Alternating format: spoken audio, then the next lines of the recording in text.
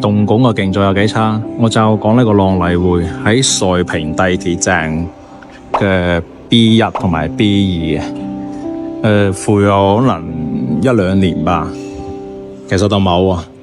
佢應該去2023年嘅中旬負嘅6-7月份上下啦。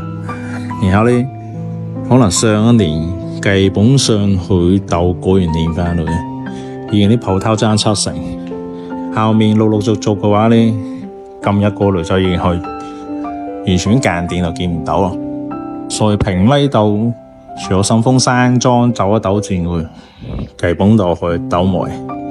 上面有間瑞幸啦嚇，仲有零零散散嘅一啲 coffee shop 便利店，但係就唔喺呢個浪麗匯入邊嘅。即係你同我講下競賽，東莞啲競賽幾好，我唔清楚。呢度樓上嘅寫字樓咁多人識翻，就走唔掂喎，睇下連電梯都停埋，幾緊要。